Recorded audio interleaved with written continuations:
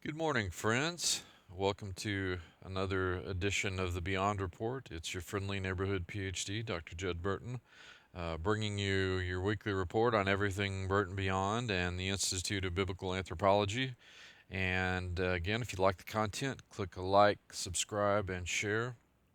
And I would just like to begin by extending a thank you to everybody who's been watching the video content over the last couple of weeks. That's increasing. I've gotten good responses, and the viewership is steadily increasing, and that's all thanks to you guys.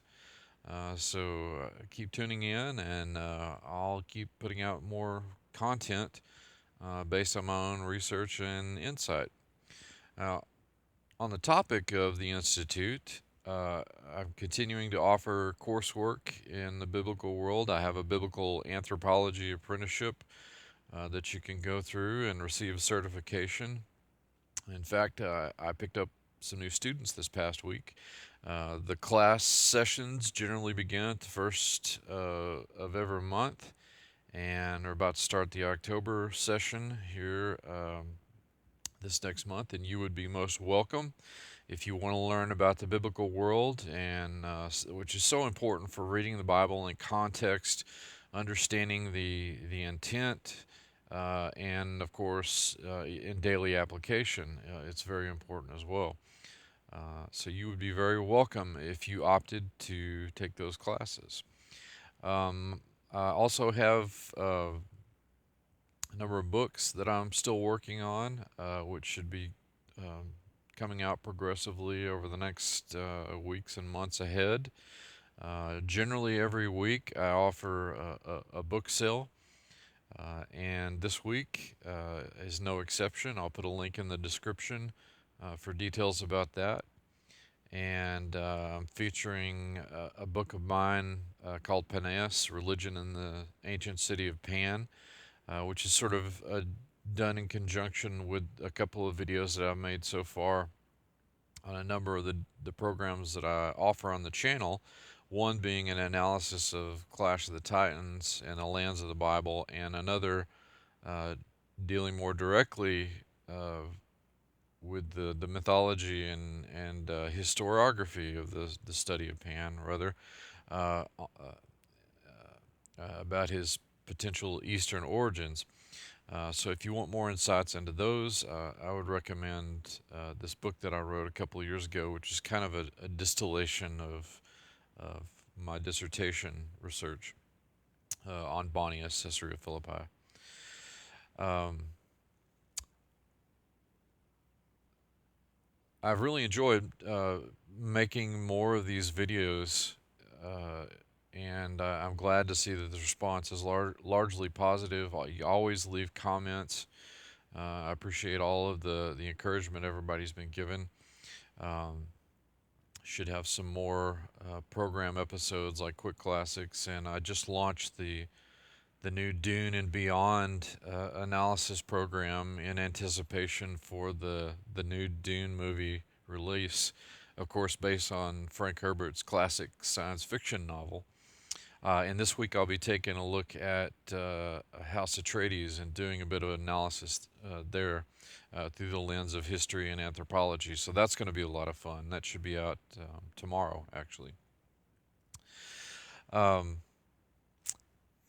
Tomorrow I will also be appearing on Rob Skiba's program, Revolutionary Radio, from I believe 11 p.m. to 1 a.m. Central Standard Time.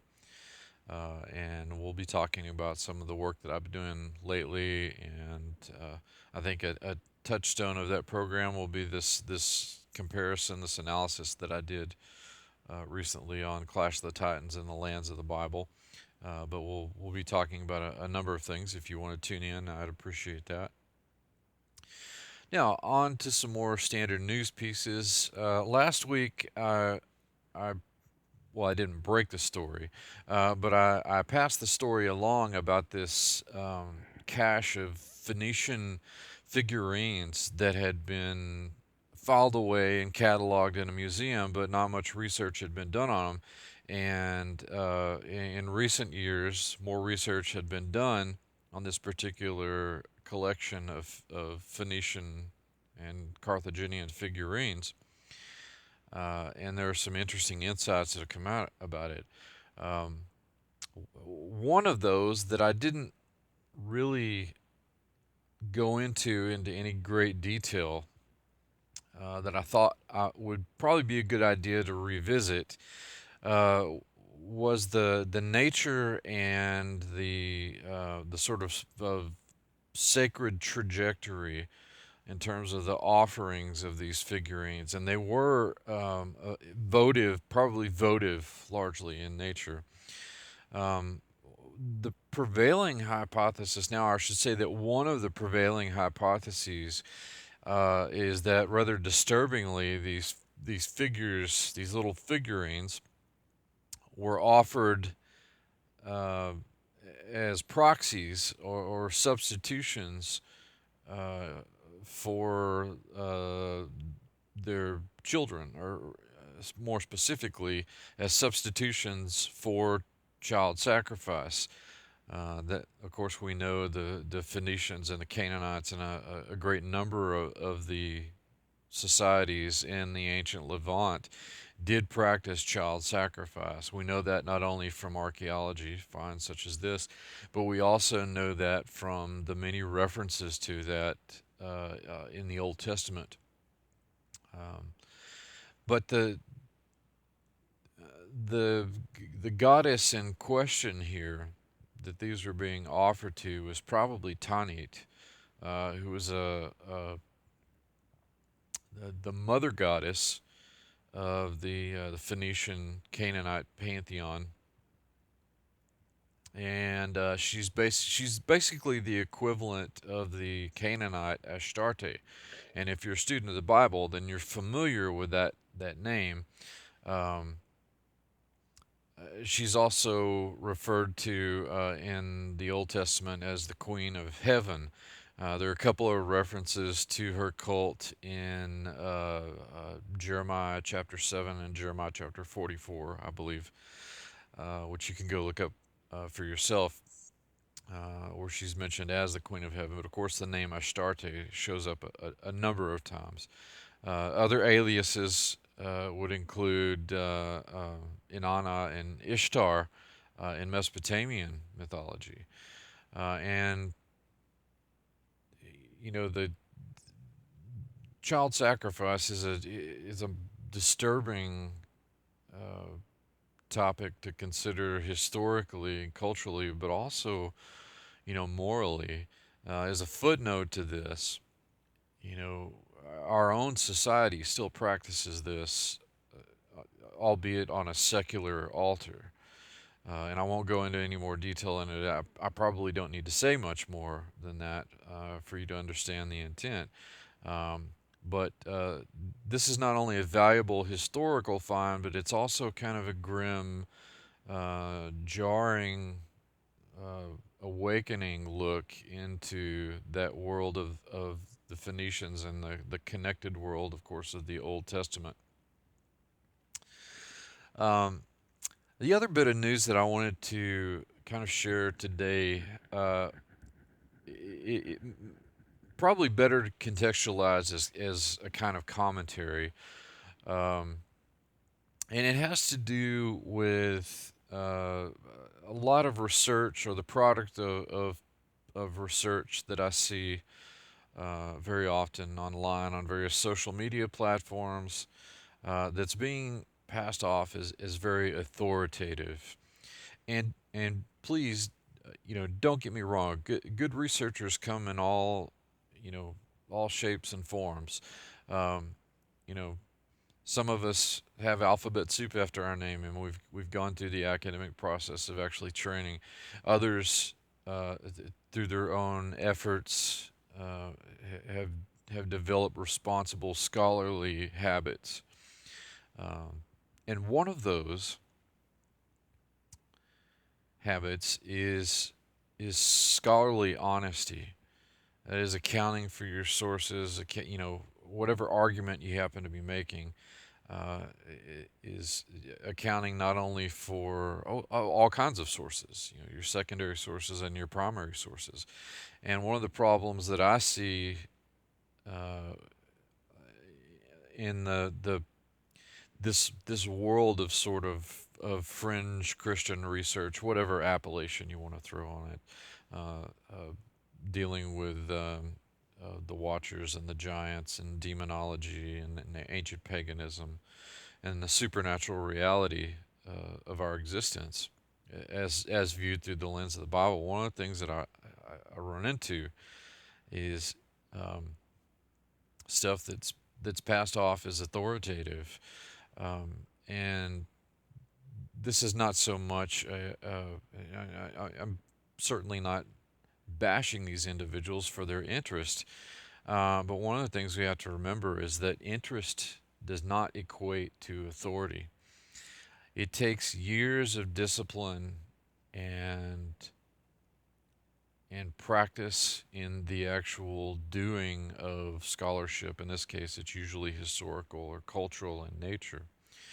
To reach that level of mastery, not only in terms of the material that you're working with, but also in terms of the methodology. And there's a disturbing trend in a blurring of the line between primary and secondary sources, or an altogether misunderstanding of what a primary source is. A primary document, and this is what historians do. We delve into the primary source material, whether it's inscriptions from a period or a document. Let's say that I'm studying Hammurabi. Well, one of the documents that I'm going to want to reference to understand not only Hammurabi but the general Babylonian culture at the time is going to be the Code of Hammurabi, found on the well-known stela. That's an example of a primary document. It comes from the era in question and generally is a first-person work or treatise of some sort. Uh, Wikipedia, websites, even YouTube videos, uh, uh, these are not primary sources. And I just cringe sometimes when I read or hear something like, well, the Sumerian documents or the Sumerian texts or the Egyptian texts or some generic reference to these ancient texts, and not a lot of explication as to where people are actually referencing material from them. They're just sort of mentioning them in the context of their argument and not making specific references to elements within those documents. Um,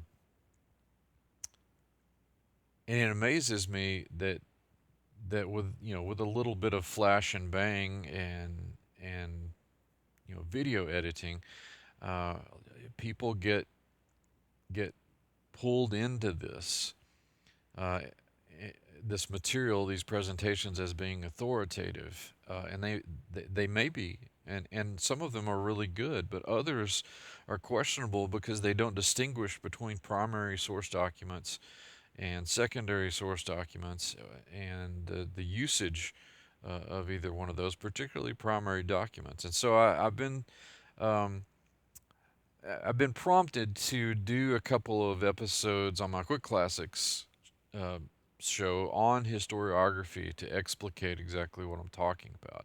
But in a general way, I wanted to make some commentary on that. We need to be very careful as we go through that material in our study of the Bible and related topics as well.